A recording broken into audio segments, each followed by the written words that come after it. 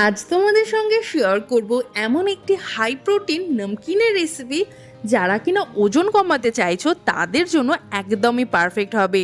তো ঝটপট করে ভিডিওটি সেভ করে নাও। So hello my beautiful family, welcome to my channel Roy's cooking diaries. তো আজ তোমাদের সঙ্গে শেয়ার করব ডায়েট নমকিনের রেসিপি। যতটা ইজি বানানো ততটাই কিন্তু টেস্টি। তো তার জন্য প্রথমে কড়াইয়ে সামান্য সর্ষের তেল একটু গরম করে ছোট একটা বাটির মাপে কিছুটা চিনে বাদাম দিয়ে ভালো মতো একটু মিডিয়াম টু লো ফ্লেমে ভেজে নিতে হবে। তারপরে কিছুটা পরিমাণে কাঠবাদাম কুচিয়ে সেটা নিয়ে নিতে হবে। সেটাকেও কিছুক্ষণ ভালো মতো ভেজে নেওয়ার পর যখন হালকা গন্ধ স্টার্ট করবে তখন কুচনো কাজু বাদাম দিয়ে আরও কিছুক্ষণ ভালো মতো ভেজে নিতে হবে। কাজু বাদামগুলো যখন কালার ধরে নেবে, মানে হালকা যখন ব্রাউন কালার আসতে নেবে, তার মধ্যে অ্যাড করে দিতে হবে মিক্স সিড। এর মধ্যে chia seed, flakes seed, sunflower seed সব কিছুই রয়েছে। তোমরা চাইলে আলাদা আলাদাভাবে দিতে পারো। সব কিছু দিয়ে আরও কিছুক্ষণ ভালো মতো ভেজে নেওয়ার পর দিয়ে দেব এর মধ্যে কিশমিশ। কিশমিশটা যখন হালকা একটু কালার চেঞ্জ হয়ে যাবে সব কিছু ভালো মতো ভেজে নিয়ে তুলে নেব। তারপরে একটা বড় বাটি মাপে দিয়ে দেব মাখনা। মাখনা যখন হাত দিয়ে প্রেশার করে দেখবে একদম মুচমুচে হয়ে আছে আর ইজিলি ভেঙে যাচ্ছে, তাহলে ভাববে যে মাখনাটাও রোস্ট করা কমপ্লিট। তো মাখনাও তুলে নিয়েছি।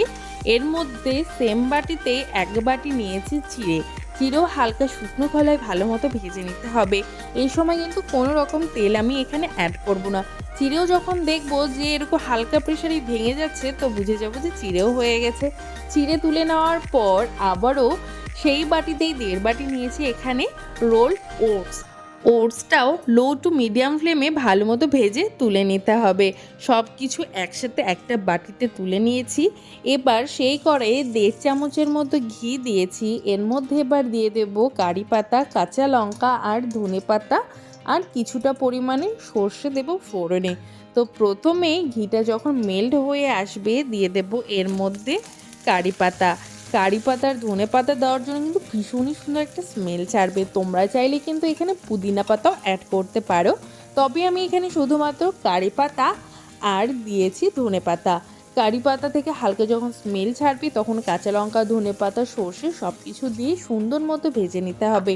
ততক্ষণ চলো একটা মশলা তৈরি করে নেওয়া যাক। তার জন্য লাগবে লবণ, হলুদ, লঙ্কার গুঁড়ো, সামান্য চিনি ব্যালেন্সের জন্য, আদা গুঁড়ো, জিরে গুঁড়ো আর আমচুর পাউডার।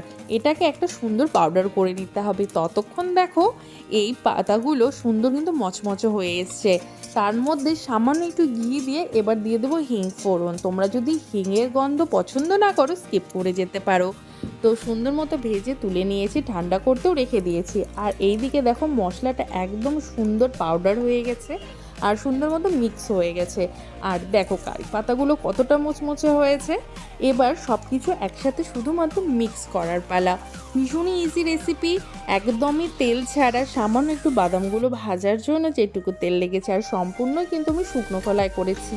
আর এই মশলাটা দেওয়ার জন্য স্বাদ কিন্তু আরও 4 গুণ বেড়ে যাবে।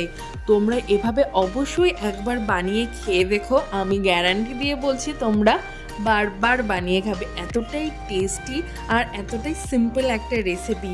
আর এভাবে একটা এয়ারটাইট কন্টেনারে আরামে 2 থেকে 3 মাস তোমরা স্টোর করে রাখতে পারো। রেসিপি ভালো লাগলে অবশ্যই লাইক, কমেন্ট, শেয়ার আর সাবস্ক্রাইব করে দিও।